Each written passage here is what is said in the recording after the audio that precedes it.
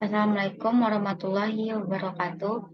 Perkenalkan, nama saya Gipta Saskia Prana dari kelas 4404 dengan NIM 6704202127. Baik, di sini saya akan menjelaskan satu studi kasus, yaitu Lion Air dan Air Asia, bukti buruknya kualitas SDM di Indonesia.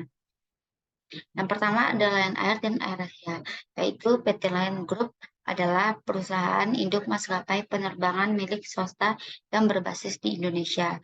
Selanjutnya, Indonesia Air Asia merupakan lisensi dari Capital A Berhad yang diperdagangkan sebagai Air Asia, maskapai penerbangan berbiaya rendah dari Malaysia yang merupakan anak perusahaan dari Tun Group SDN BHD. Oke, next. Pihak yang terlibat dari kasus tersebut adalah yang pertama ada maskapai Lion Air dan Air Asia dan penumpang dari Lion Air dan Air Asia. Itu permasalahannya, yaitu isu yang terjadi pada permasalahan ini adalah insiden maskapai seperti penundaan penerbangan sampai salah menurunkan penumpang dianggap akibat dari pengolahan sumber daya manusia yang kurang baik. Memperhatikan kasus tersebut, untuk saat ini perusahaan berupaya mengenali inti masalah dalam mengelola SDM dan membangun struktur manajemen SDM global yang sesuai karakter lokal. Perusahaan proaktif meninjau ulang strategi dan metode melatih karyawan serta sistem manajemen SDM seiring dengan permintaan pasar yang terus-menerus berubah secara signifikan. Inisiatif ini merupakan strategi jangka panjang perusahaan yang diharapkan mampu membangun landasan utama mengelola SDM yang berdampak terhadap bisnis dan daya saing perusahaan di kancah global.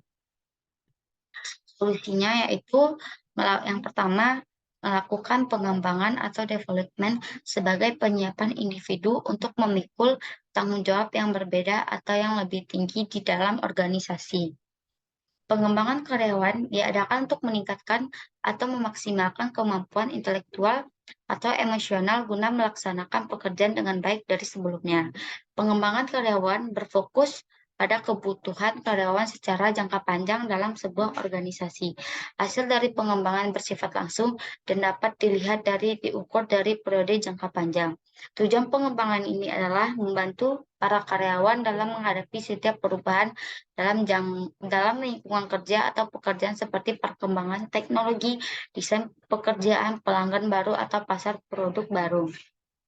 Sedangkan sistem manajemen karir adalah sistem untuk menjaga dan memotivasi karyawan dengan mengidentifikasikan dan memenuhi kebutuhan pengembangan mereka. Tentunya pengembangan dan perencanaan perencanaan dan pengembangan karir melibatkan dua proses. Yang pertama, perencanaan karir, dan yang kedua, manajemen karir.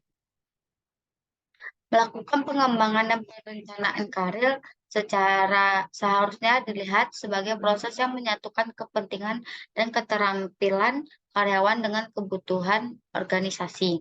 Pengembangan dan perencanaan karir berperan dalam bagian yang utama dalam menjamin bahwa organisasi memiliki angkatan kerja yang kompetitif dan berpengetahuan. Manajemen karir merupakan proses pekerjaan seorang individu yang telah ditekuni selama bertahun-tahun. Manajemen karir proses memberikan kemudahan pada karyawan untuk lebih memahami dan mengembangkan keterampilan dan minat sehingga diperoleh SDM yang benar-benar handal yang dapat berfungsi bagi kemajuan perusahaan dan bagi karyawan itu sendiri. Dampak dari program pengembangan karir adalah karyawan akan memiliki harapan yang baik bagi kelangsungan hidup perusahaan di mana ia bekerja. Baik, sekian dari studi kasus saya tadi. Kalau ada kesalahan mohon dimaafkan.